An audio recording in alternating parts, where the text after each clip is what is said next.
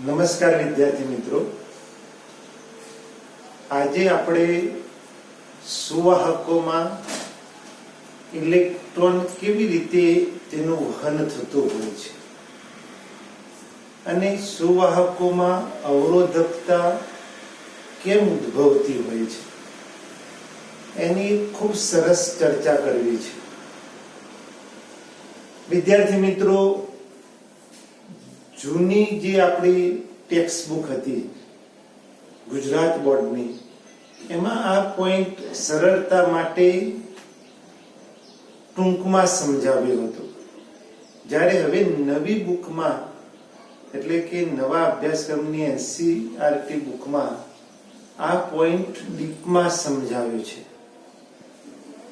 તો આજે આને સરળતાથી સમજવા પ્રયત્ન કરીએ મિત્રો. કોઈ વાહકની અંદર ધન આયનો કુદરતી રીતે કોપર હોય કે એલ્યુમિનિયમ હોય, એમાં ધન આયનો ચોક્કસ જગ્યાએ ગોઠવાયેલા અને આ વચ્ચેના અવકાશમાં મુક્ત ઇલેક્ટ્રોન હોય અને એવા મુક્ત ઇલેક્ટ્રોન સતત અથડાતા કૂટાતા અસ્તવ્યસ્ત ગતિ કરતા હોય મિત્રો. તો આવી અથડામણોને કારણે જે વહન થતું હોય, આજે આપણે એ ચર્ચા કરવી છે. અહીં ઇલેક્ટ્રોન અંદર રહેલા આયનો સાથે સતત અથડાઈ અને અસ્તવ્યસ્ત ગતિ કરતો હોવાથી માની લો કે આ કોઈ આઈ નંબરનો ઇલેક્ટ્રોન હોય, એનો વેગ vi હોય, સ્મોલ વડે હું દર્શાવું તો આવા વાહકની અંદર એક મોલની અંદર 1023 ઘાત જેટલા મુક્ત ઇલેક્ટ્રોન હોય કોપર જેવામાં. એટલે ખૂબ મોટી સંખ્યામાં આવા ઇલેક્ટ્રોન અસ્તવ્યસ્ત ગતિ કરતા હોય, માટે ન ગણી શકાય તેવા હજારો ઇલેક્ટ્રોન વાહકના અડછેદમાંથી અસ્તવ્યસ્ત ગતિ આમ હોય, એવા જ ન ગણી શકાય એવા હજારો ઇલેક્ટ્રોન વિરુદ્ધ દિશામાં ગતિ કરતા હોય. એટલે આવા બધા ઇલેક્ટ્રોનનું જો સરેરાશ લેવામાં આવે, સરેરાશ એટલે બધા ઇલેક્ટ્રોનના વેગોનો સરવાળો, આવા n ઇલેક્ટ્રોન હોય તો બધા જ ઇલેક્ટ્રોનોના વેગોનો સરવાળો ભાગ્યા કુલ એટલે સંખ્યા, તમે સરેરાશ લેવામાં આવે તો શૂન્ય મળે. એનો અર્થ કે તમે કોઈ સુવાહકમાં વિદ્યુત ક્ષેત્ર ન લગાવ્યું હોય મિત્રો, ત્યારે આવા આડછેદોમાંથી ઇલેક્ટ્રોન અસ્તવ્યસ્ત ગતિ કરતા હોય, એટલે કોઈ એક ઇલેક્ટ્રોનની વેગ હોય, પરંતુ આવા બધા ઇલેક્ટ્રોનનું જ્યારે સરેરાશ વિચારવામાં આવે ત્યારે પરિણામી વેગ શૂન્ય થતો હોય.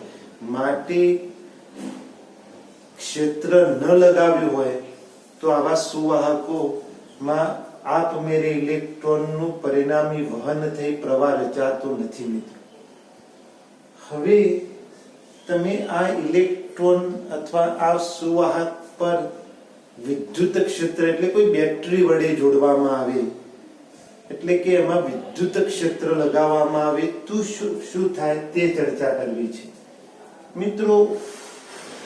આપણે કોઈ એક ઇલેક્ટ્રોન કેવી અસ્તવ્યસ્ત ગતિ કરે છે તેનો ગતિમાર્ગ આપણી ટેક્સ્ટ બુકમાં દર્શાવ્યો છે. ગમે તેવો હોઈ શકે. હું સરળતા ખાતર માની લો કે એક ઇલેક્ટ્રોન આમ અથડાતો કૂટાતો આ રીતે A થી B સુધી ગતિ કરે છે. હવે હું વિદ્યુત ક્ષેત્ર ની હાજરીમાં ચર્ચા કરું. એટલે કે હવે હું આ સુવાહકને અથવા તારને બેટરીના બે છેડા સાથે અથવા કોઈ વિદ્યુત ભારના વિદ્યુત ક્ષેત્ર પેદા કરી શકાય તેવા ઉદ્ગમ સાથે જોડું છું. તો આપણે ચેપ્ટર 1 માં શીખી ગયા કે ઇલેક્ટ્રોનનો વિદ્યુત ભારી માઈનસ આમ તો, અને એને તમે E જેટલા વિદ્યુત ક્ષેત્ર આપવામાં આવે તો તેના પર લાગતું બળ -E × E થાય. આ બળ મળે મિત્રો. આ જે મેં બતાવ્યું એ એના પર લાગતું વિદ્યુત બળ બતાવ્યું. એને કારણે ઉદ્ભવતો પ્રવેગ દર્શાવવો હોય તો F બરાબર ma, એટલે કે બળને m વડે ભાગી નાખો તો પ્રવેગ મળે. એટલે કે કોઈ એક ઇલેક્ટ્રોન માટે E જેટલા ક્ષેત્રને કારણે ઉદ્ભવતો પ્રવેગ -e/m થાય, જ્યાં સ્મોલ m એ ઇલેક્ટ્રોનનું દળ છે મિત્રો. હવે તમે આમ ક્ષેત્ર લગાવશો ત્યારે આ ક્ષેત્રને કારણે ઇલેક્ટ્રોન પર બળ લાગે અને માની લો કે વિદ્યુત ક્ષેત્ર પ્લસ થી માઇનસ તરફ આમ હોય તો ઇલેક્ટ્રોન પર ક્ષેત્રની વિરુદ્ધ દિશામાં બળ લાગે. એટલે અહીં હું તૂટક રેખા એ હવે ક્ષેત્ર લગાવ્યા પછીની સ્થિતિ બતાવે છે. ઇલેક્ટ્રોન ક્ષેત્રને કારણે આમ ગતિ કરવા લાગે અને હવે પહેલા કોઈ આડછેદમાંથી બધા જ ઇલેક્ટ્રોનોનો પરિણામી વેગ શૂન્ય હતો, તે હવે કંઈક પરિણામી વેગ મળે. તો હવે આ પરિણામી વેગની સૂત્રાત્મક ચર્ચા કરવી છે મિત્રો. માની લો કે કોઈ ધન આયન અને આ ઇલેક્ટ્રોન ગતિ કરતો કરતો આને અથડાઈને ગમે તે દિશામાં હોઈ શકે. માની લો આ દિશામાં એની અથડામણ પછીનો વેગ આ દિશામાં થયો. અથડામણ પછીના કોઈ ti સમયને અંતે આ ઇલેક્ટ્રોનનો વેગ કેટલો તે ચર્ચા કરવી હોય. ઇલેક્ટ્રોન ગતિ કરતો કરતો ધન આયનને અથડાઈ અને પછી ક્ષેત્ર લગાવેલું હોય તો ક્ષેત્રને કારણે -e/m જેટલો પ્રવેગ ઉદ્ભવે અને એને કારણે અથડામણ પછી કોઈ ti સમયને અંતે તેનો વેગ કેટલો થાય. તો અહીંથી માની લો કે કુલ અહીં સુધીનો સમય t હોય, અથડામણ પછીનો અહીં પહોંચતા સમય ti હોય, તો પરિણામી કુલ ઇલેક્ટ્રોનનો વેગ તો અહીંથી અથડામણ સુધીનો પ્રારંભિક વેગ મેં સ્મોલ vi વડે દર્શાવ્યો છે અને પ્લસ અથડામણ પછી કોઈ ક્ષેત્ર લગાવ્યું હોય તો -e/m જેટલો પ્રવેગ પેદા થાય અને એને હું સમય વડે ગુણી દઉં તો આપણને વેગ મળે. આ સૂત્રને v બરાબર v0 પ્લસ at આનો ઉપયોગ કર્યો છે એમ કહું તો પણ ચાલે. અથડામણ પછીના કોઈ ti સમયને અંતે એટલે કુલ સમય t હોય તો આ કુલ t સમયને અંતે તે કણનો વેગ અથવા ઇલેક્ટ્રોનનો વેગ કેપિટલ Vi બરાબર અથડામણ પહેલાનો વેગ Vi પ્લસ અથડામણ થઈ પછી પ્રવેગને કારણે આટલો વેગ પેદા થયો -e/m × ti. તો આને કોઈ એક ઇલેક્ટ્રોનની અથડામણ પછીના ti જેટલા સમયને અંતે કુલ સમય સ્મોલ t હોય તે વખતે તેનો વેગ આમ બને. હવે આવા તો આપણે વાત કરી કે એક મોલની અંદર દાખલા તરીકે કોપર હોય તો કોપરનો પરમાણુ ભાર લગભગ 63.54 ગ્રામ પ્રતિ મોલ, એટલે કે 63.54 ગ્રામ કોપરની અંદર એવોગાડ્રો અંક જેટલા આવા પરમાણુ હોય અને કોપર સારો વાહક એટલા મુક્ત ઇલેક્ટ્રોન હોય 1023 જેટલા. એટલે આ સંખ્યા ખૂબ મોટી હોય માટે કુલ બધા જ ઇલેક્ટ્રોનનો પરિણામી વેગ કેવો હોય. પરંતુ મિત્રો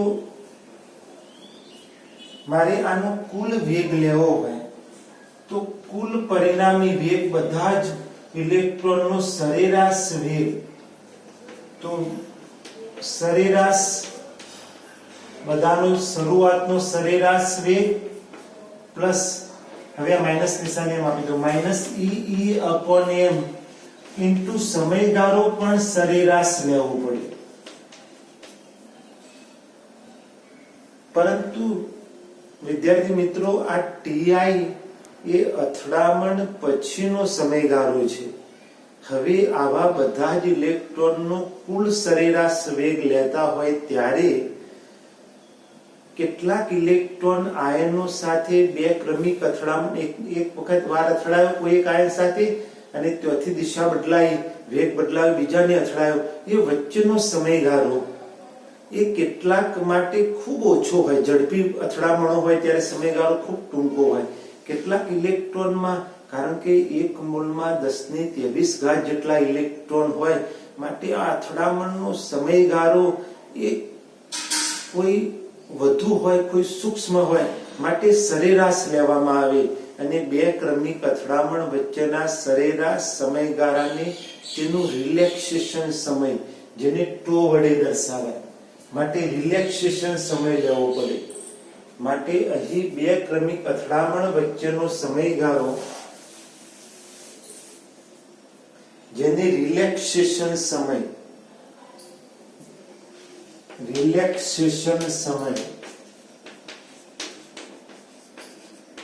ટો વડે દર્શાવાય.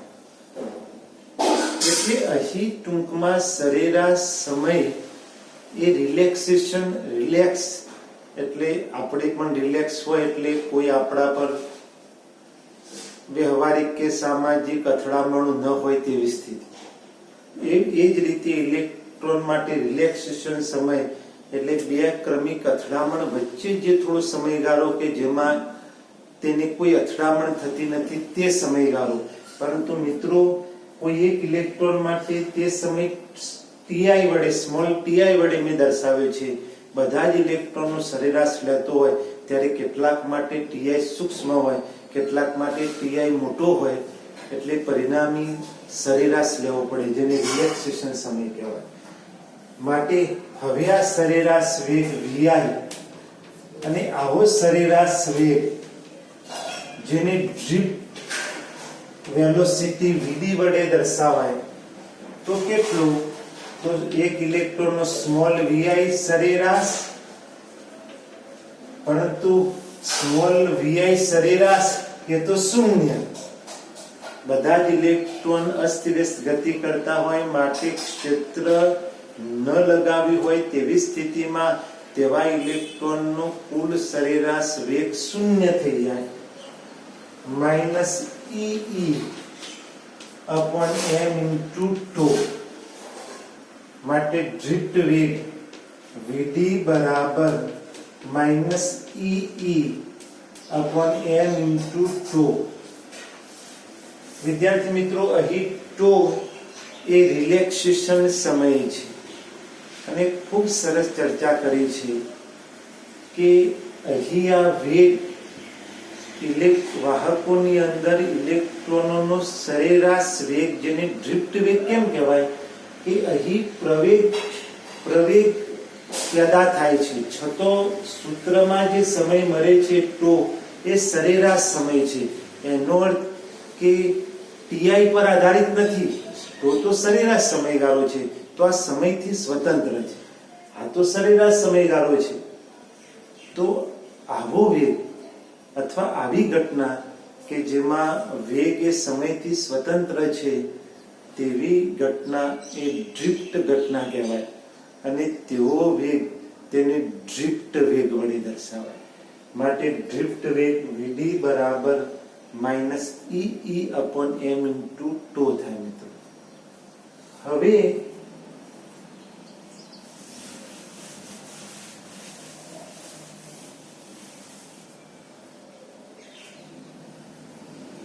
માની લો કે કોઈ વહન આવા ઇલેક્ટ્રોનનું વહન છે અને એ વાહકની અંદર કોઈ મેં આવી નળાકારીય સપાટી વિચારી છે જેના આડછેદનું ક્ષેત્રફળ a છે.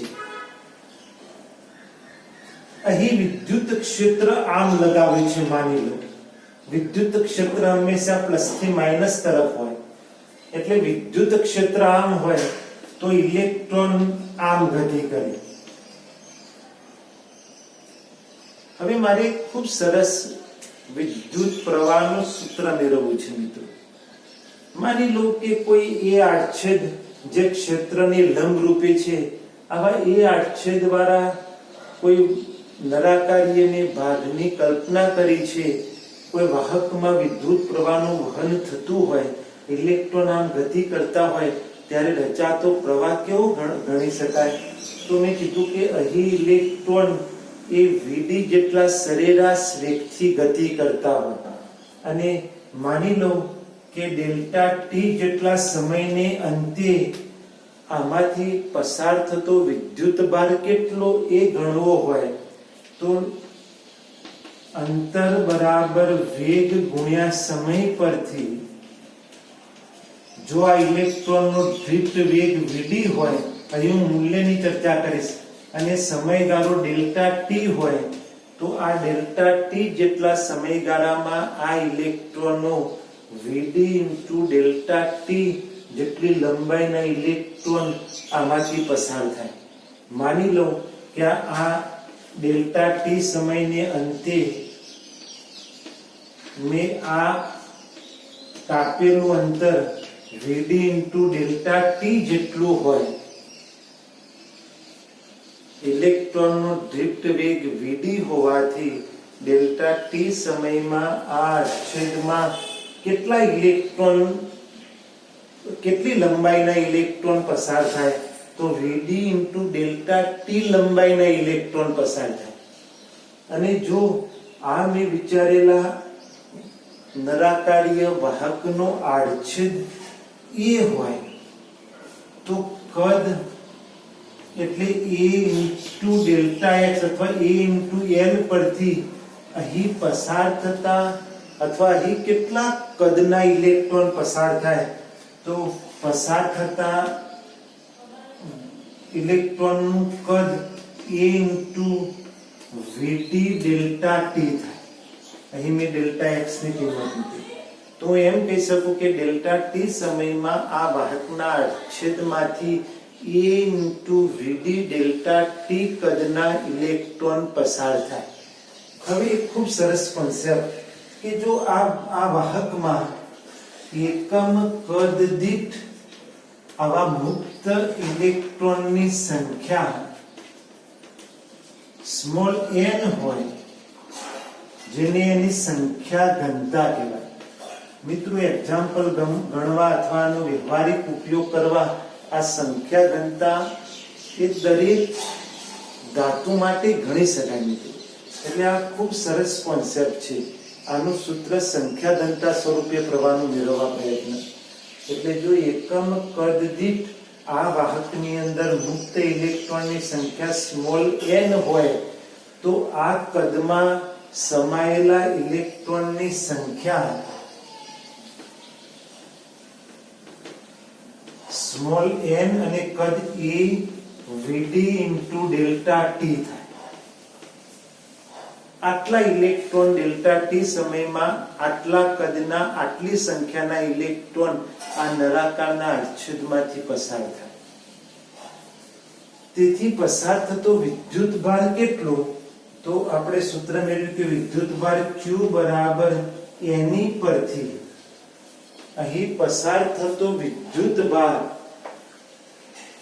ડેલ્ટા q, કારણ કે સમયગાળો ડેલ્ટા ટી લીધેલો છે, તો n e a vd delta T આમ થશે. પરંતુ ઇલેક્ટ્રોનનો વિદ્યુત ભાર -e હોવાથી મેં -e ઇલેક્ટ્રોન માટે આમ લખ્યું. પરંતુ વિદ્યાર્થી મિત્રો,